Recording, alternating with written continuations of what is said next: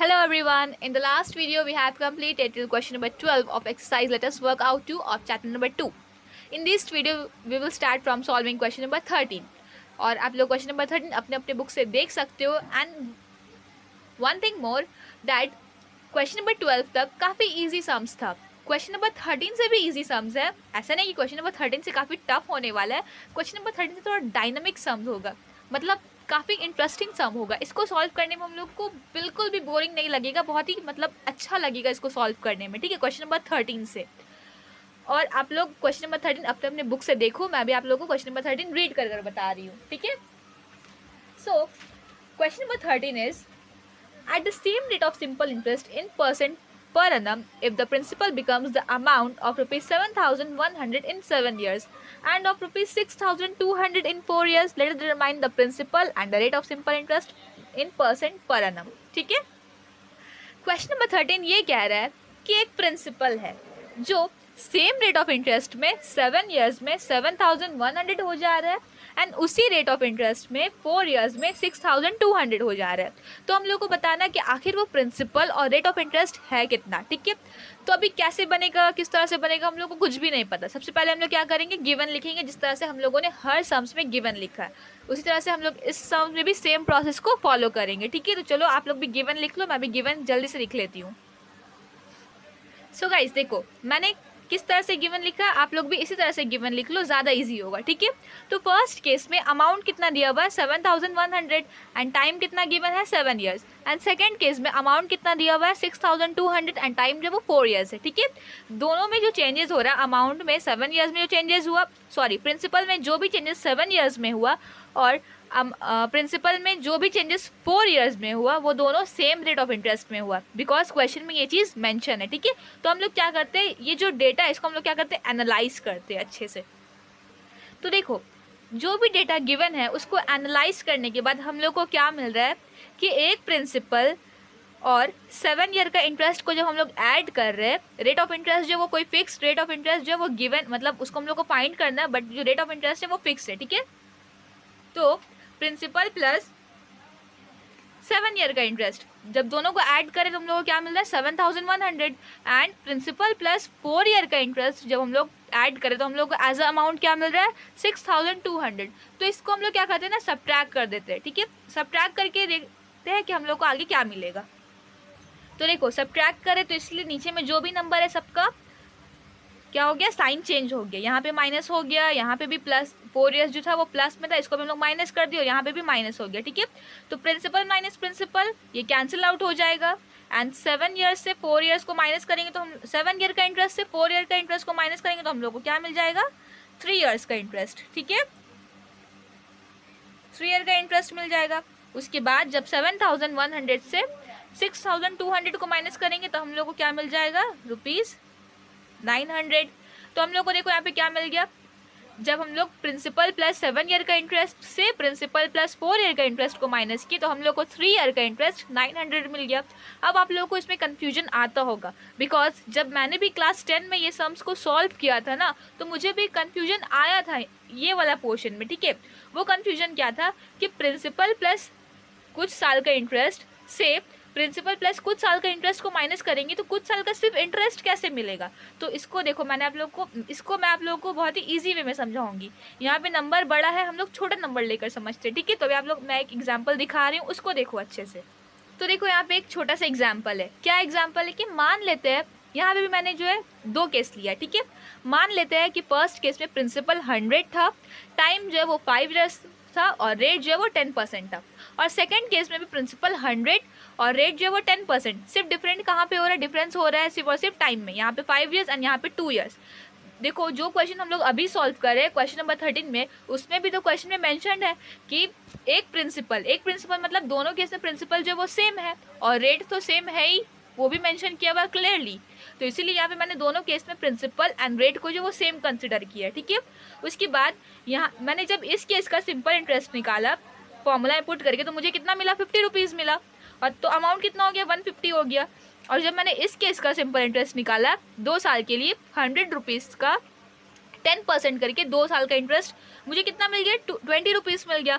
तो अमाउंट यहाँ पे मुझे कितना मिल गया, 120 मिल गया। ठीक है, तो वहाँ पे जिस तरह से हम लोगों का प्रिंसिपल प्लस 7 ईयर का इंटरेस्ट हम लोग को कुछ मिला 7100 एंड प्रिंसिपल प्लस 4 ईयर का इंटरेस्ट हम लोग को कितना मिला 6200। यहाँ पे भी हम लोगों को प्रिंसिपल प्लस 5 ईयर्स का इंटरेस्ट 150 मिला उसी तरह से, और प्रिंसिपल प्लस 2 ईयर्स का इंटरेस्ट हम लोग को मिला 120। ठीक है, अब देखो इसको हम लोग दोनों को सब्ट्रैक्ट कर देंगे। क्या कर देंगे, सब्ट्रैक्ट, इस तरह से लिखकर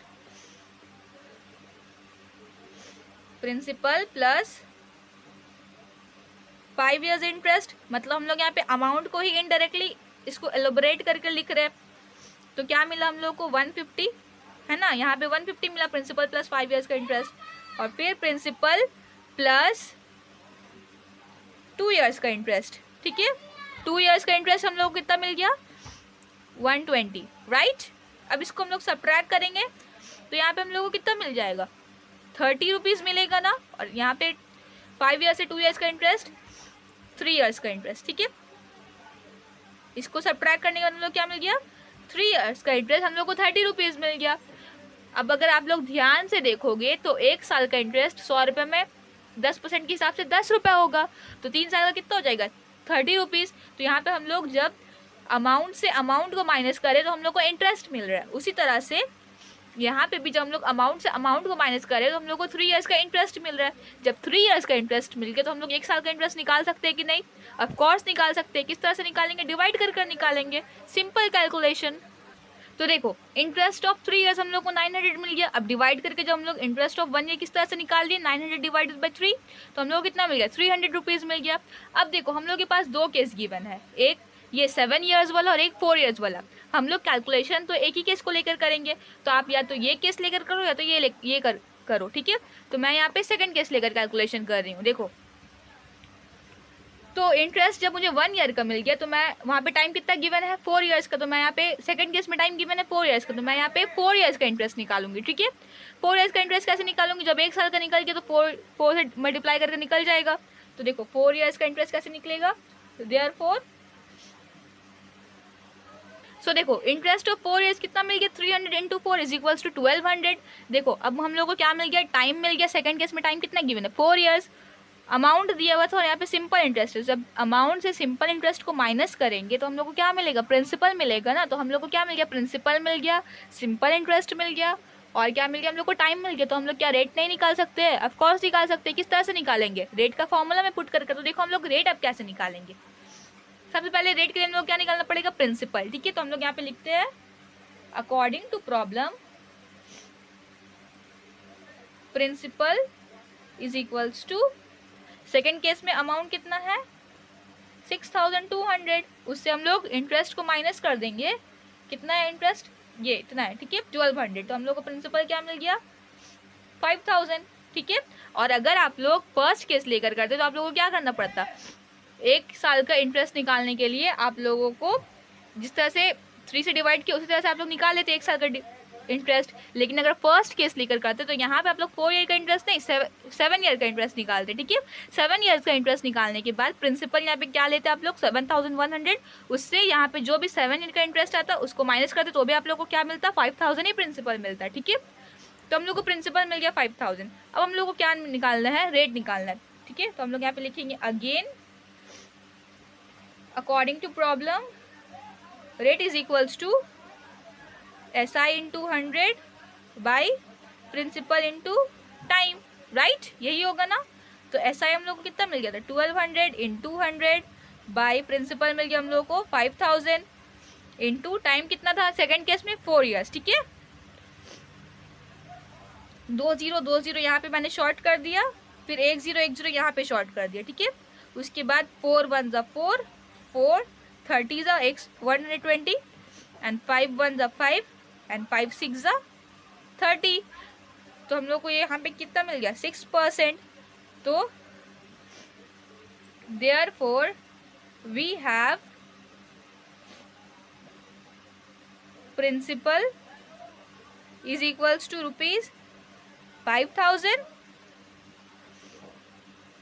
and rate is equals to 6%। ठीक है गाइज, तो आप लोगों को क्वेश्चन नंबर 13 भी समझ में आ गया होगा। अगर कोई भी प्रॉब्लम हो तो आप लोग बिल्कुल भी मुझे कमेंट कर सकते हो, ठीक है।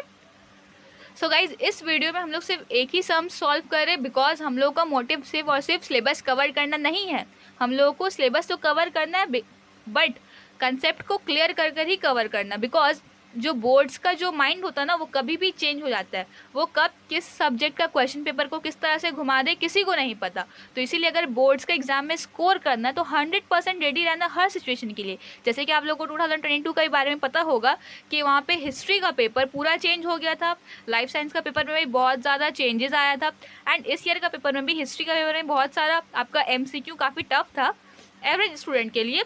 टॉपर्स तो हर जितना भी टफ रहे पेपर हम लोग टॉप करना ही करना, बट हम लोग किसको लेकर चलेंगे, मेजॉरिटी को लेकर चलेंगे। और मेजॉरिटी क्या है, एवरेज स्टूडेंट। तो एवरेज स्टूडेंट के लिए जो है वो इस बार का हिस्ट्री का जो आपका MCQ था वो भी थोड़ा टफ था, एंड मैथ्स भी थोड़ा डिफिकल्ट पेपर था। तो इसमें तो सिर्फ स्लाइटली चेंज हुआ था ना, इस बार में सिर्फ स्लाइटली चेंजेस हुआ था, बट लास्ट ईयर का पेपर में बहुत ज़्यादा चेंजेस हुआ था, और हो सकता है कभी भी कुछ भी चेंज हो जाए। तो इसीलिए हम लोग को हर सिचुएशन के लिए 100% रेडी रहना है। तो इसीलिए ये मत देखना कि हम लोग एक सॉल्व करें या 10 सॉल्व करें, एक ही सॉल्व करेंगे, बट कंसेप्ट क्लियर कर सॉल्व करेंगे, ठीक है गाइस। सो आई होप आप लोग क्वेश्चन नंबर 13 अच्छे से समझ में आ गया होगा। So guys, this is all about today's video. We will meet in the next video and we will solve the remaining sums of this chapter in the next video. Till then, take care, bye bye, and thank you so much for watching this video.